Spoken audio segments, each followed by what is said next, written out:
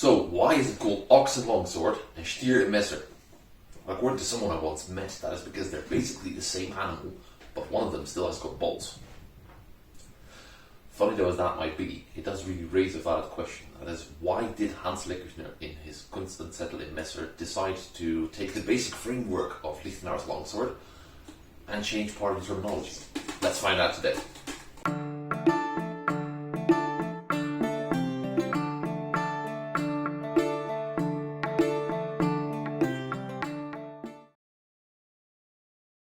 Hello there, welcome back to the Messer Fencing channel. My name is Oscar and today I'll be talking about Lecküchner's terminology. Before we get started though, there's two things that we really should get out of the way first. One of them is that a lot of what I'm going to be saying today is going to be highly speculative. We can never be 100% sure about why Lecküchner decided to change those terms. I have a couple of good hunches though, and I'll try to back them up with evidence as best as I can. Secondly, although a lot of the terminology is changed, a far greater part of it actually stays the same. So a lot of the plays from Lichtenauer's longsword that Lecküchner copies actually retain their original terminology. So that's important to keep in mind. It's only a couple of plays at the beginning of the manuscript that actually are changed. Now, having gotten that out of the way, let's get started. Why would Lecküchner decide to change the terminology? Well, one possible reason could be product differentiation, and another one could be a didactic principle that I like to call instinctive sense. Let's get to that last one first. When in a martial art someone names a play or techniques, that's usually because they would like that name to make instinctive sense to the person who's trying to learn that. It should instinctively be clear to them what the play is about and what type of movement they're supposed to be learning. And names often reflect something you're supposed to be doing. Now, Jess Finley has put forth a very interesting theory about Lichtenauer's longsword Zettel. And she basically posits that given the fact that the manuscript is meant for a noble audience, it reflects their frame of reference and their daily experiences. So a lot of the terminology refers to things they should know about, like hunting and riding and dancing. Now, something very similar is going on in Lecküchner's manuscript, but Lecküchner's audience is not a noble one. It's the inhabitants, the burghers of the imperial city of Nuremberg. And we find a lot of references to Nuremberg in Lecküchner's manuscript, particularly dealing with the city fortifications. When we look at the Liber, for instance, we have Luginsland and Bastei.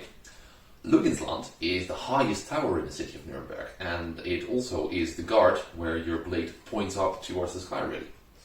Bastei is a part of the lower city defenses, and the Bastei is also the guard, the bastion, where your blade points down towards the ground. And looking at the term Lager itself, it's also very interesting. Jess Finley in her theory posits that a lager is like a lair, a place from where you lie in wait until a prey animal comes by. At the same time, a lair could also, for instance, mean a place where those same prey animals make their burrow. However, in the context of a city, lager could also mean something different, namely a siege encampment. It's basically one of the places where a besieging army would set up camp and fortify themselves to be able to surround the city effectively. So a lager could also have something to do with the city fortifications in this case, possibly. Now, there's of course other terminology in Lecküchner's manuscript that refers to city defenses. We've got the Zinnen, for instance, which in Lichtenauer's longsword would be the Blosen, the openings. Zinnen means the battlements of a city wall.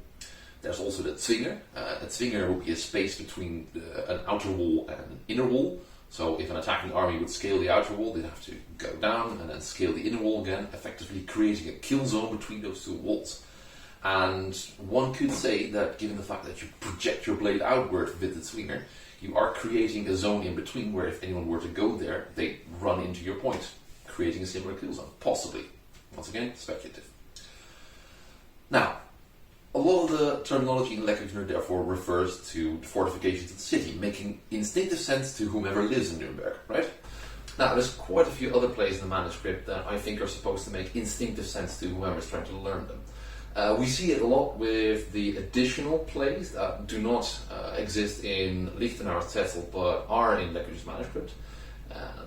that are specifically meant for Messer, and in a lot of those cases you see that the name, the term, refers to the type of action you should be doing. For instance, with the winker, you see that you're supposed to make a waving type of motion. With benemen, means to take or snatch or steal something away, very much conforming to what you're doing with your blade in that case. And finally, of course, the bogen, which might refer to using a bow to play a fiddle. Well, certainly wouldn't be the only manuscript referring to a fiddle already. And finally, you find it in more places, not just in the names of techniques, but there's a really beautiful reference in Ablaufen, where it's described that Ablaufen is basically to do what women do when they unspool a coil of yarn. And of course, that might refer to a motion like this. So this is what you do when you try and unspool or spool a coil of yarn, and put a messer in your hand, and you're doing Ablaufen. Very nice. However, unfortunately, there's also quite a few terms that we can't quite place, where the change in terminology can't be that easily explained. For instance, I'd be talking about Eber and Stier, which is the Messer equivalent of the Flug and Ox.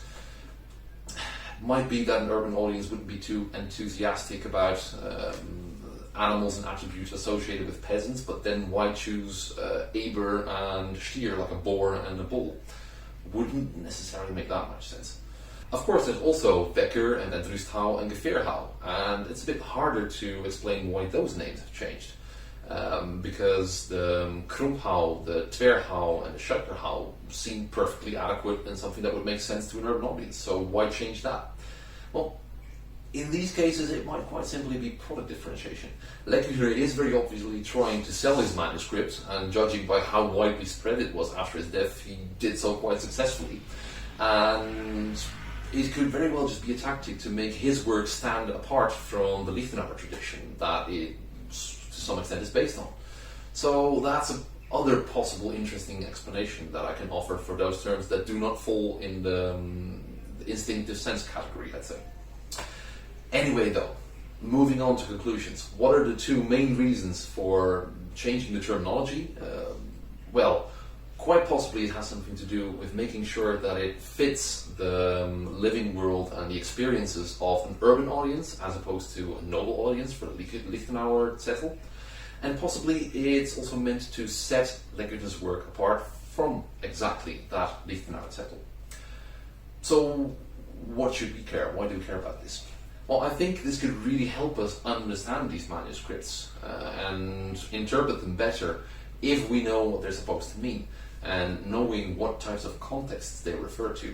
Because this instinctive sense argument doesn't only apply to the people it was written for, it can also help us. So knowing what the experiences and the frame of reference is to what these terms are referring can help us tremendously interpret these manuscripts. Anyway, if you find this interesting, I'm working on a book on Lecküchner that will go on themes like that. This and is aimed at helping people interpret the manuscript. So if you're interested in that, definitely let me know. That might speed up the work a bit. And otherwise, don't forget to like and subscribe, push the bell button, and I hope to see you all next time. Cheers!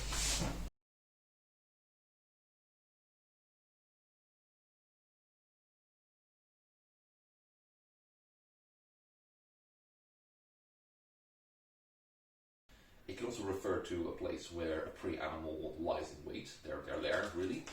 But it can also mean something. Hello there. Fuck you, Wolfgang.